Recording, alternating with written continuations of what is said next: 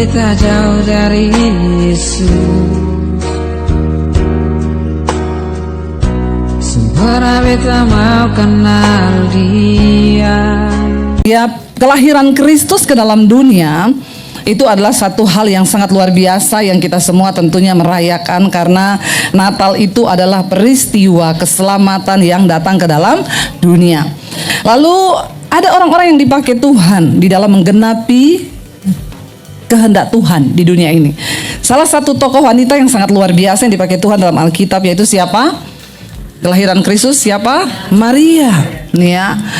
Dan saya belajar bagaimana Maria ini dipakai Tuhan untuk luar biasa menggenapi ya satu kehendak Tuhan. Kita semua mau dong belajar dari Maria ini bagaimana kita juga dalam hidup ini menggenapi kehendak Tuhan. Karena ibu-ibu percaya nggak bahwa Tuhan punya kehendak buat hidup kita?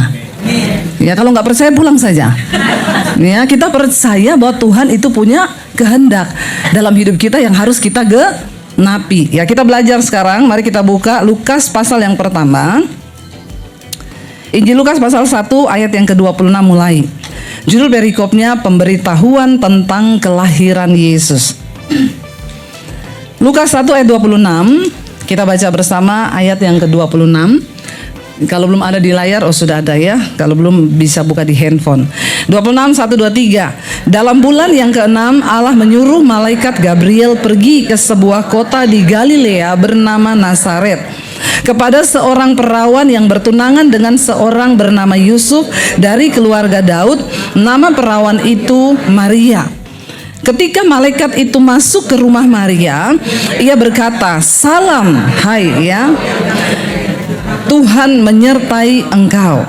Maria terkejut mendengar perkataan itu, lalu bertanya di dalam hatinya, "Apakah arti salam itu?" Kata malaikat itu kepadanya, "Jangan takut, hai Maria, sebab engkau beroleh kasih karunia di hadapan Allah.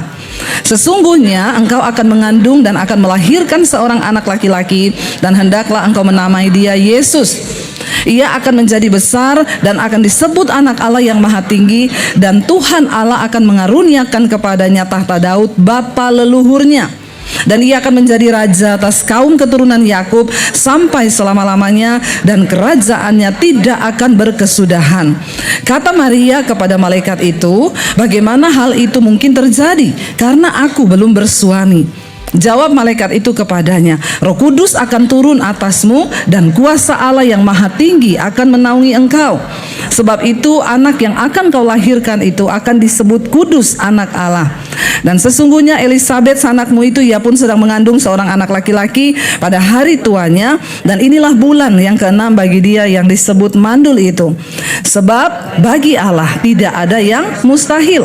Kata Maria, "Sesungguhnya aku ini adalah hamba Tuhan. Jadilah padaku menurut perkataanmu." Lalu malaikat itu meninggalkan dia. Bapak Ibu, kita belajar di sini ya, Maria dari antara banyak wanita. Kenapa Maria yang dipilih Tuhan? Ya, mari kita hidup menjadi wanita-wanita yang punya kerinduan untuk hidup kita ini juga dipilih Tuhan. Ya, jangan cuma ya hidup habis buat hidup kita sendiri, buat diri kita sendiri. Kita nggak pernah tahu rencana Tuhan, dan kita nggak pernah rindu menggenapi rencana itu.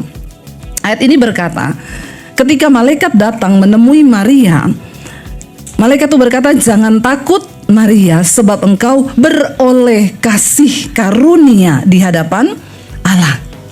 Orang yang dipakai Tuhan itu pertama, dia pasti beroleh kasih karunia di hadapan Tuhan. Tapi maaf, tidak semua orang mendapat kasih karunia itu, ya. Kasih karunia itu adalah sesuatu hal yang sangat kita perlukan di dalam hidup kita dalam mengiring Tuhan.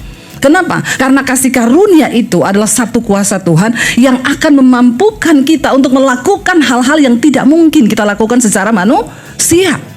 Dalam hidup ini banyak hal yang kita nggak bisa selesaikan dengan kekuatan kita, dan di situ kita membutuhkan kasih karunia. Ketika pertama kali malaikat itu mendatangi Maria, hal pertama yang diucapkan, dia bilang, "Jangan takut, sebab engkau beroleh kasih karunia di hadapan Tuhan." Wow, ibu-ibu, luar biasa sekali ketika seseorang itu mendapatkan kasih karunia Tuhan. Ya, tentunya bukan wanita sembarangan yang bisa memperolehnya. Yang pertama, Dikatakan Maria itu seorang perawan yang bertunangan dengan Yusuf. Tentunya arti kata perawan di sini bukan hanya belum menikah, tapi dia menjaga kekudusan. Ya, makanya ketika malaikat itu berkata, engkau akan mempunyai seorang anak, akan mengandung. Maria bilang, bagaimana mungkin itu bisa terjadi? Saya ini belum bersuami.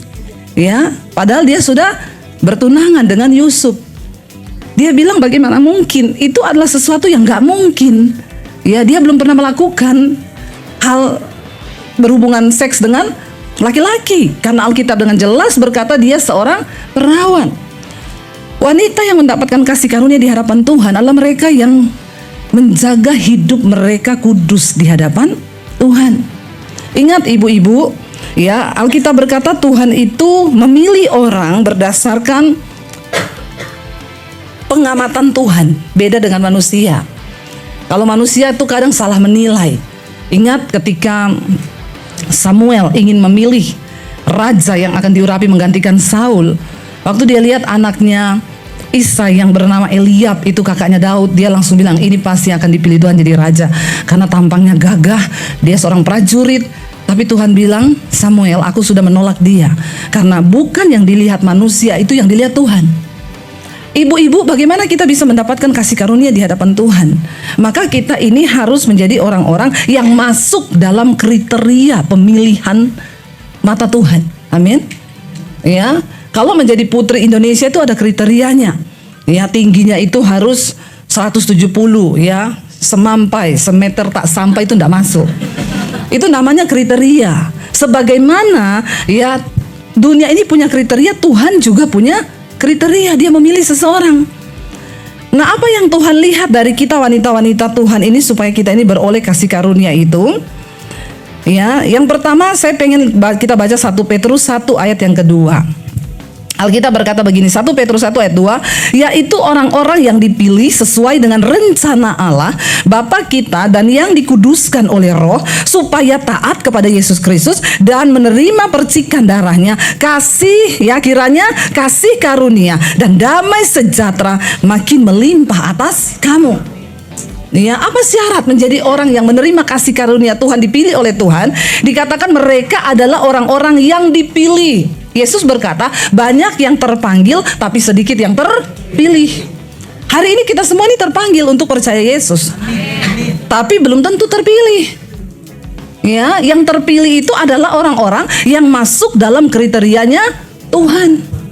Ya, dikatakan di sana yaitu orang-orang yang dipilih sesuai dengan rencana Allah Bapa kita yang dikuduskan oleh Roh, supaya taat kepada Yesus Kristus.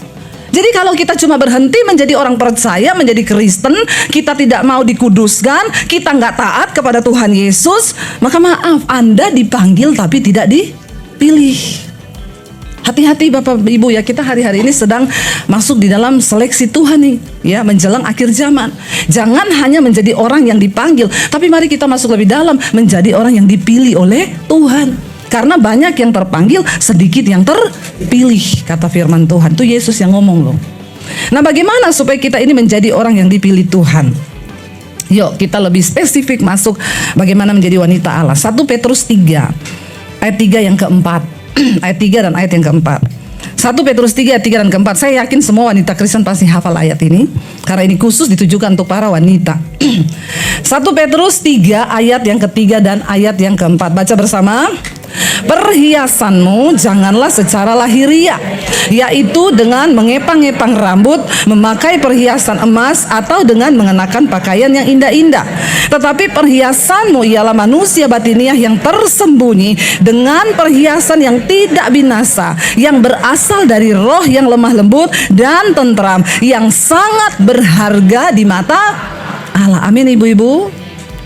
Kita boleh dandan, boleh pakai perhiasan, ya, tapi itu jangan menjadi fokus utama kita di dalam hidup ini. Amin. Karena banyak orang itu cuma sibuk memikirkan hal-hal yang lahiriah seperti ini, ya, sehingga dia lupa mengejar apa yang utama, yaitu kecantikan manusia batiniahnya.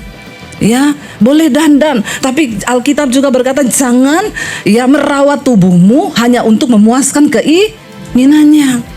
Ya, kita harus rawat badan kita karena ini adalah bait Allah. Tapi jangan sampai berlebihan. Apalagi yang dirawat tubuh terus, manusia batinianya nggak pernah dirawat. Ini sesat ini. Ya, bagaimana kita bisa masuk kriteria pilihan Tuhan? Kalau kita ini nggak pernah ya memiliki, dikatakan di sana, yang berasal dari roh yang lemah lembut, yang tenteram. Dan itu sangat berharga di mata Tuhan. Seorang wanita yang dipilih Tuhan, dia taat kepada Roh Kudus, taat kepada Kristus, dia memiliki hati dan roh yang lemah lembut. Amin. Apa itu lemah lembut? Mudah berubah untuk bertobat. Lemah lembut itu bukan orang Solo ya, yang halo apa kabar. Karena sekarang banyak wanita-wanita pret, ya, karena belajar public speaking. Jadi kalau ngomong senyum terus. Halo ibu apa kabar? Ya, di mulut senyum tapi hati busuk buat apa? Tuhan itu melihat hati kita. Ya, Tuhan menilai hati kita. Jadi biar manusia rohani kita ini menjadi manusia roh yang lemah lembut dan tenteram. Kita dikuduskan oleh Roh Kudus. Artinya apa? Orang yang hidup dalam kekudusan, tidak ada dosa dalam dirinya, ya. Kita masih bisa buat dosa, tapi kita gampang bertobat waktu kita ditegur oleh Roh Kudus. Ya, kita nggak mudah kecewa, nggak mudah marah, ya tidak mudah sakit hati. Ya, kalaupun ada yang fitnah, ya sudah biarin aja, ya. Doakan dia, amin. Jangan amin-amin di sini tuh lo ya. Padahal ya, ayo Tuhan tuh melihat hati kita. Waktu kita ini menjadi manusia yang wanita yang lemah lembut, kita punya firman dalam hidup kita, memiliki roh yang lemah lembut dan tenteram, kita mudah berubah untuk bertobat. Ya, untuk bertobat. Makanya Bapak Ibu, firman Tuhan bilang, Tuhan tuh melihat hati. Tapi ada ayat yang berkata, jagalah hatimu dengan segala kewaspadaan. Saya kemarin sama suami kita share tentang ayat ini, ya. Suami saya bilang gini, ternyata yang Tuhan suruh itu kita ini harus jaga hati kita. Karena kita akan bertemu dengan banyak orang-orang aneh. Kita akan bertemu dengan banyak orang-orang yang ya bisa mengecewakan kita, dan kita tidak bisa mengubah orang itu kan. Urusan kita bukan dengan orang itu loh. Urusan kita dengan hati kita. Makanya yang Tuhan tuh nggak bilang gini, waspadalah, hati-hati jaga mulut orang. Ada ayat Alkitab yang bilang begitu, ya. Karena kita sendiri tidak bisa menjaga mulut orang, ya. Dia mau ngomong apa tentang kita, ya itu haknya dia, karena yang punya mulut ya mulutnya dia toh. Kita kan nggak mungkin bisa tutup mulut orang. Tapi yang Alkitab bilang itu, saya berdiskusi dengan suami kemarin. Saya bilang iya, makanya ketika kita dengar orang menjelek-jelekkan kita, ya kadang-kadang memang terganggu di hati. Tapi kita harus cepat-cepat dalam nama Tuhan Yesus, ampuni hatiku nih Tuhan, ampuni aku Tuhan. Ya, saya kadang kalau dengar orang bilang, Bu saya dengar gini-gini, Ibu mau klarifikasi nggak sama orangnya? Ngapain ya? Ngapain kita klarifikasi tuh ngapain? Ya, kita ini menjadi orang yang dewasa ketika kita dengar sesuatu, orang ngomong tentang kita dan kita cuma bilang, puji Tuhan, aku mengampuni dia. Itu top saudara. Engkau sudah masuk dalam kriteria yang Tuhan cari. Ya, nggak usah. Ya terus, tahu nggak? Saya tuh kemarin dengar, iya, terus. Bentar, saya telepon dia. Ya, nggak usah lah ya. Ayo kita nih berdoa menjadi orang-orang yang bijaksana. Ibu-ibu, kalau kamu juga dicurhatin orang, kasih temenmu itu nasihat firman Tuhan, amin. Jangan kau semakin menyesatkan temenmu. Ya, ada yang datang curhat, tuh loh suami saya tuh gini-gini. Suami kayak begitu modelnya, kenapa juga kau masih setia sama dia? Nah, ini setan ini ya. Ingat, yang memberi nasihat tidak sesuai firman Tuhan itu temannya setan. Ya, jangan dikasih celah ya. Jadi kita tuh berdoa supaya hari-hari ini kita menjadi alatnya Tuhan. Ketika ada orang datang sama kita, jangan tambah dikompori, ya, dinyalain api. Ya justru kita ini menenangkan, menenteramkan, karena kita punya roh yang lemah lembut, yang menenteramkan itu. Kita bawa dia, nggak usah terlalu didengar, nggak usah terlalu dipeduli. Yang penting kamu tetap cari Tuhan. Ya, itu kita jadi orang-orang yang dipilih Tuhan loh. Untuk bisa hari-hari ini untuk saudara jadi penuai, untuk saudara bisa jadi orang yang dipakai Tuhan. Saudara nggak usah sekolah Alkitab dulu, saudara nggak usah cari gelar apa dulu. Ya, tapi ayo jadi sekelilingmu tuh banyak sekali orang yang membutuhkan firman Tuhan loh. Ya, kalau ada teman yang mau curhat, aku mau curhat dong. Iya, ya dengerin aja. Jangan dia baru curhat langsung, mau denger nggak? Tadi si itu curhat loh sama saya. Mau curhat apa? Sambil ngopi yuk. Ya, di Senayan City yuk. Nah ini bahaya ini. Ya, bahaya ini. Ayo jadi orang yang punya roh yang takut Tuhan, menjaga rahasianya orang, mendoakan orang. Ya, saya berdoa kalau kita semua jadi ibu-ibu yang begini, wah sudah banyak orang diselamatkan, dimenangkan. Karena kenapa Bapak Ibu? Ya kita ini dipanggil Tuhan, goal dari kekristenan itu adalah ketika kita ini dipulihkan dan kita bisa memulihkan orang lain. Ya, dan dikatakan tadi di sana kita membutuhkan kasih karunia. Ingat ya, perhiasanmu itu jangan secara lahiriah saja. Ya boleh berdandan jadi cantik itu boleh ya, tapi jangan kebangetan gitu ya. Apalagi kita nih, pokoknya perhiasan kita tuh segala-galanya bagi kita. Kita pikir kalau kita pakai sesuatu yang mewah itu terus wow gitu. Ya, terus orang akan lihat, itu luar biasa ya, dari atas sampai bawah semuanya mewah. Bertobat loh Bapak Ibu ya. Bukan itu yang Tuhan lihat. Dia nggak tertarik dengan merek yang kau pakai itu. Tuhan nggak tertarik. Di sorga tuh nggak ada Chanel.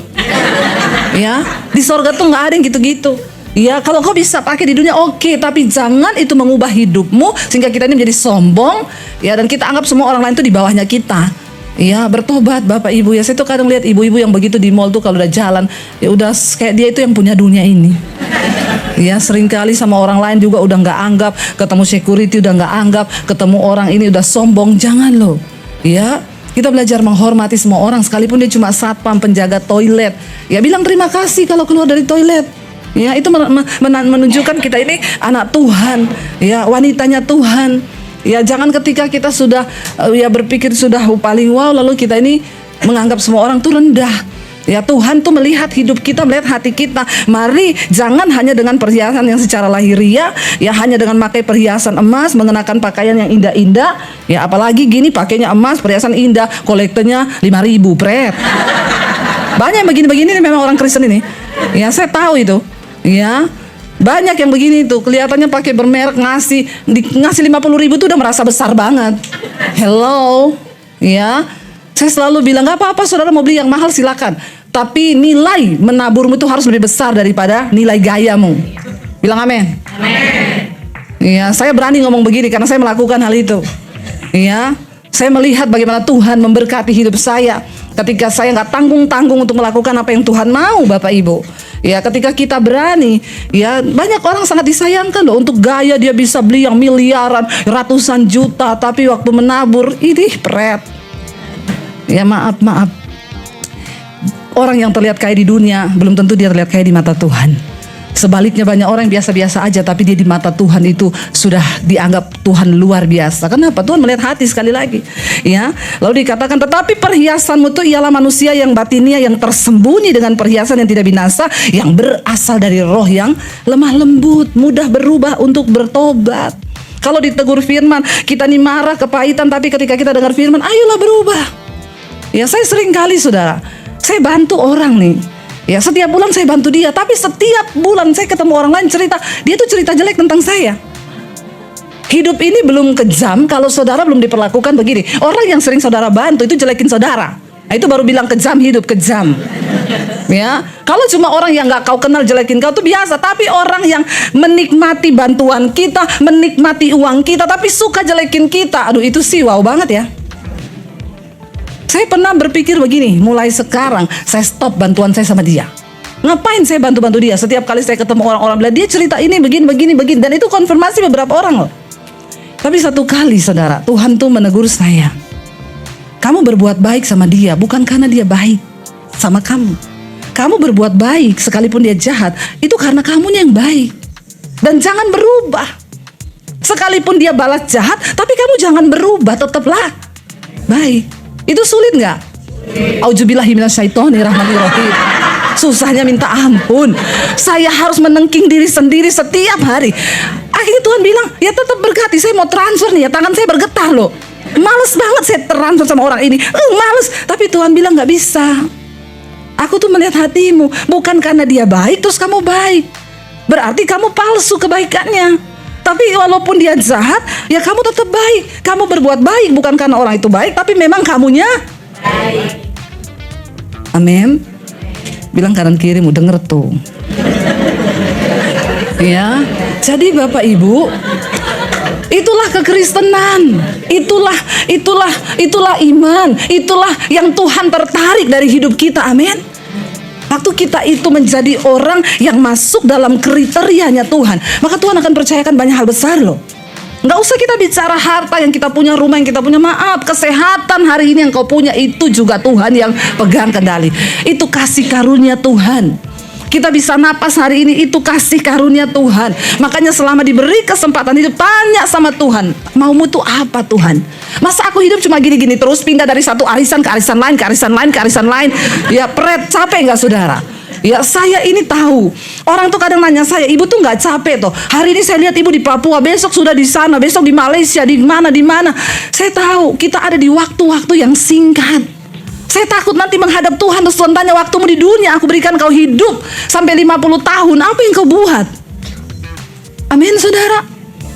Ayo tanya sama dirimu, apa yang sudah kita buat bagi Tuhan? Jangan santai dengan hidup ini.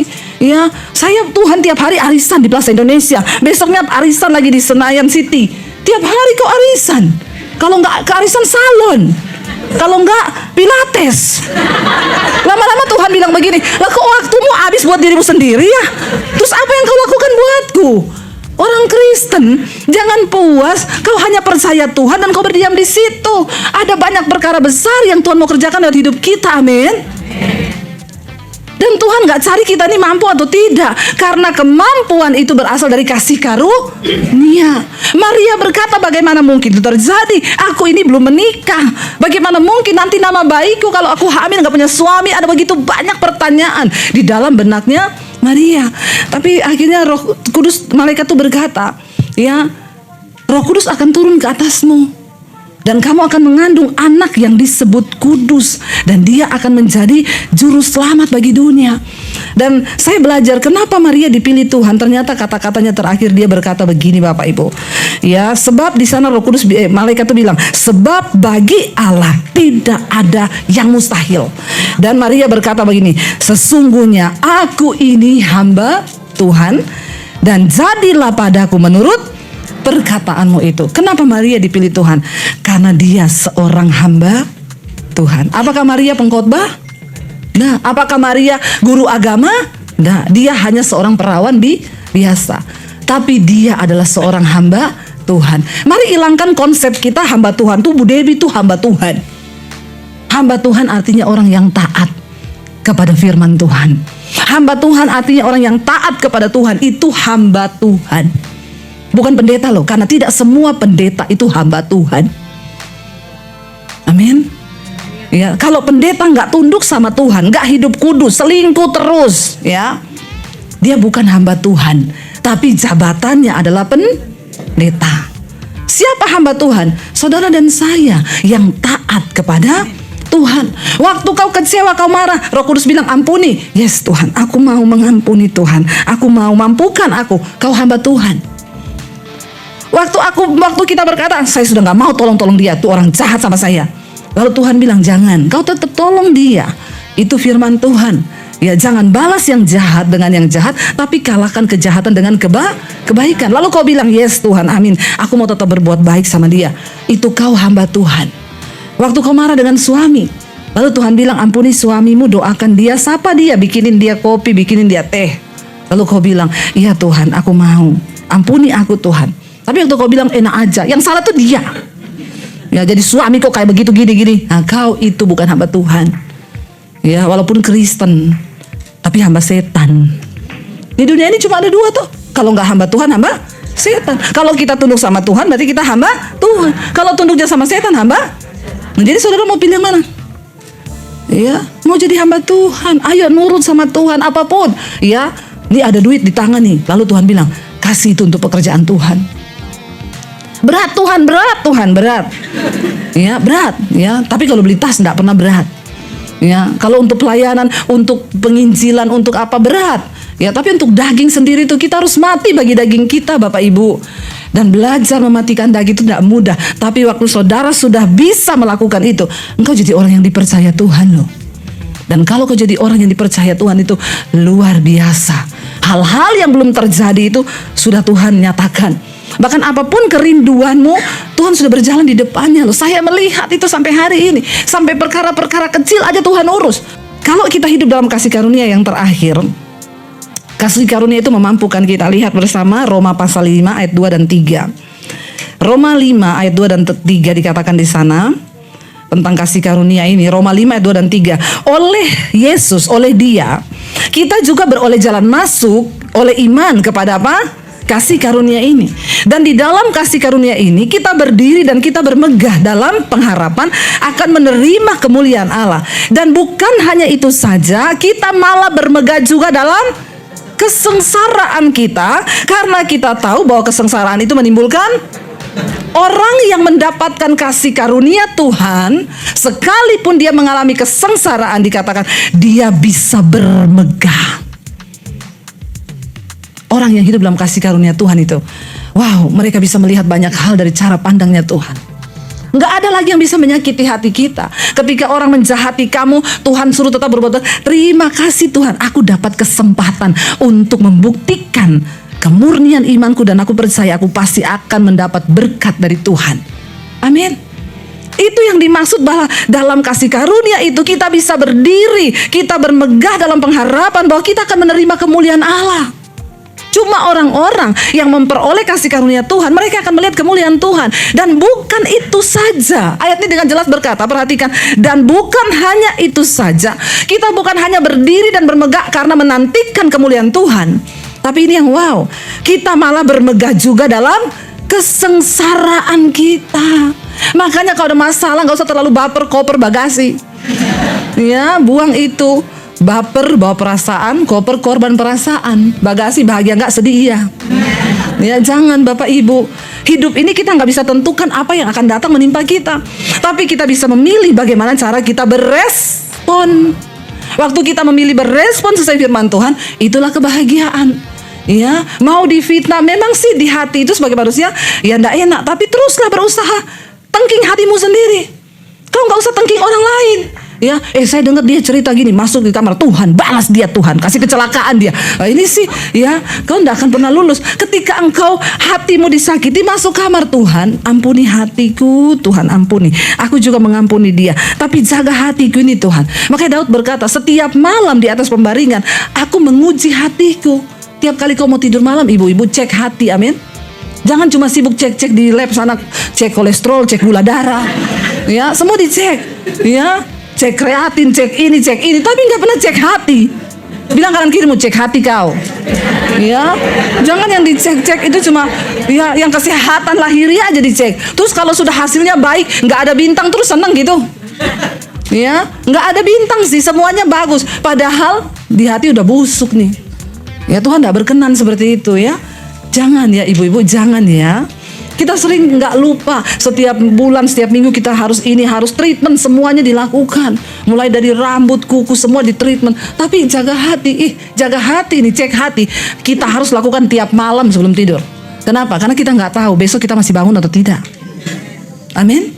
Kita nggak pernah tahu loh, kita tidur, ya tiba-tiba kita sudah dipanggil Tuhan, nggak ada yang pernah tahu. Jangan seneng kalau hasil cek kesehatanmu itu baik semua. Jangan senang kalau kau rajin olahraga, bagus Bapak Ibu. Tapi olahraga itu gak memperpanjang umur. Karena hidup mati ada di tangan Tuhan. Orang olahraga itu sehat iya. Ya, tapi umur di tangan Tuhan. Kita sering dengar tuh, gak ada sakit. Jadi mari kita ini bijaksana dalam hidup kita, supaya ibu-ibu kita menjadi wanita yang dipilih Tuhan. Dulu beta jauh dari Yesus, sempurna beta